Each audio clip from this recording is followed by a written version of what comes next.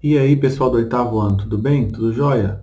Vamos terminar a correção do bloco 1 aqui agora? Vamos lá? Na semana passada a gente já viu das questões 1 a 5, agora a gente vai fechar o bloco das 6 até a 10, beleza?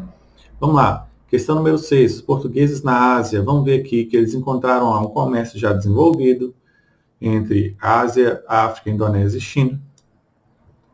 Vamos ver aqui que os portugueses começaram a fazer algumas bases lá na China, por exemplo, na cidade de Macau, chegaram no Japão, e está descrevendo um pouquinho o comércio que eles faziam aqui.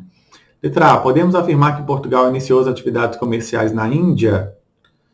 Ou seja, foi o Portugal que começou o comércio lá na Índia? É isso mesmo? O que o texto diz? Quando Vasco da Gama chegou à Índia, havia ali um intenso comércio entre essa região e a África, a Indonésia e a China. Ou seja, não. Resposta da letra A. Por quê? Você vai copiar essa parte do texto, beleza? B. De que formas os portugueses consolidaram sua presença na Ásia e na África? Vamos lá. Aqui, olha só. A presença portuguesa na Ásia e na África estabeleceu-se por meio de alianças com as elites locais, da construção de feitorias e fortes. Eram construções fortificadas ou para guardar um produto comprado, ou para o exército ficar ali, enfim.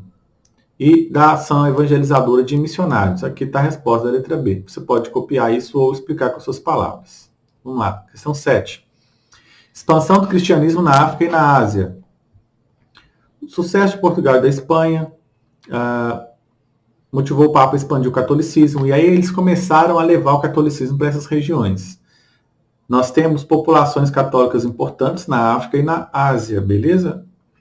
Só que nem tudo são flores. Houve alguns povos que resistiram.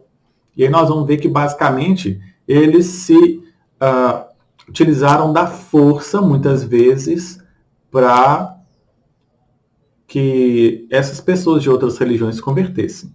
Vamos lá. Letra A. Quais foram as 3 principais religiões que resistiram ao catolicismo na Ásia? No início do texto, ou melhor, no primeiro parágrafo desse segundo título aqui, nós vamos ver. Na Ásia, os missionários enfrentaram 3 grandes religiões: o islamismo, o hinduísmo e o budismo. Letra B. De que forma os católicos buscavam a conversão dos asiáticos e africanos? Muito bem. Aqui nós vamos ver 2 formas, olha só. Inicialmente, a conversão era obtida mais pela força do que pelo convencimento. Ok? Depois eles passaram a usar uma outra forma também. Aqui diz que eles destruíram templos e tal, criaram leis para proibir a prática de outras religiões, nas regiões portuguesas, né? E também eles prendiam essas pessoas de outras religiões. E aí eles acabavam forçadamente se convertendo ao catolicismo. Vamos lá para 8. Está falando aí da questão do Japão, que eles chegaram lá e depois tiveram que se retirar. E que, no fim das contas, tanto na Ásia quanto na África, houve um catolicismo misturado, ou seja, isso a gente chama de sincretismo, uma mistura de uma religião com outras, ou seja, a presença de elementos de outras religiões em uma dada religião. O catolicismo brasileiro, por exemplo, a gente sabe que ele também tem elementos das religiões africanas. Ele é um catolicismo particular no mundo, justamente por causa desse sincretismo, dessa mistura. Vamos lá, responder letra A. Cite 3 elementos semelhantes entre o catolicismo e as religiões africanas e asiáticas. Aqui, ó. Algumas semelhanças entre manifestações do catolicismo e as diversas religiões africanas, o hinduísmo e do budismo contribuíram, aqui, ó, tais como, aqui, ó, utilização de imagens de incensos, de rosário, cerimônias e templos coloridos e cheios de elementos. Essa é a resposta da letra A. Letra B. Explique a afirmação. O catolicismo asiático e africano era diferente do português. Por quê?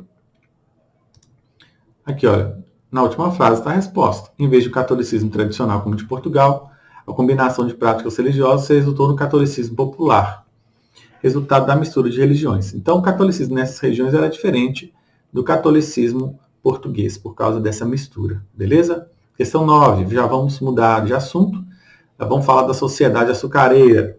O que é isso? No Nordeste brasileiro, lá no século XVI, XVII, os portugueses começaram a produção de açúcar.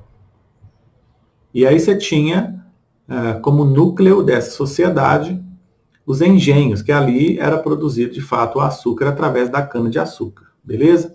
Vamos lá para as questões agora. Estão lá. Quem eram os senhores de engenho? Aqui a gente já vê. Quem eram? Aqui, ó, eram donos das terras, das máquinas e dos escravos.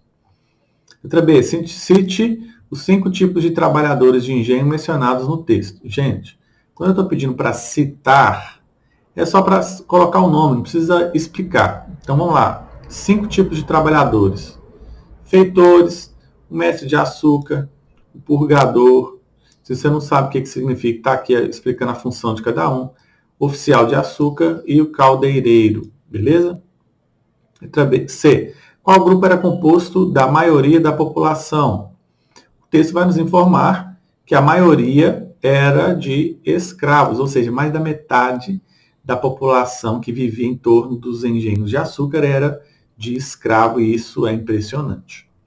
Questão número 10. Produção açucareira e outras atividades econômicas. Por que Portugal escolheu produzir açúcar no Brasil?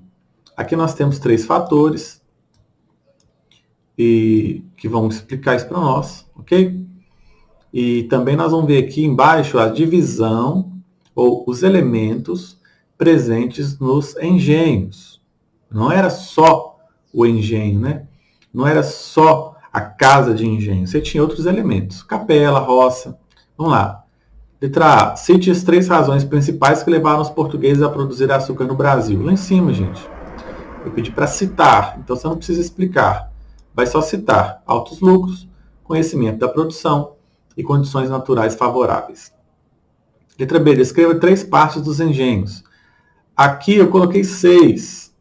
Você vai escolher 3, mas agora é para você descrever. Você vai citar a parte, por exemplo, Casa Grande. É a sede da fazenda e a casa do senhor de engenho.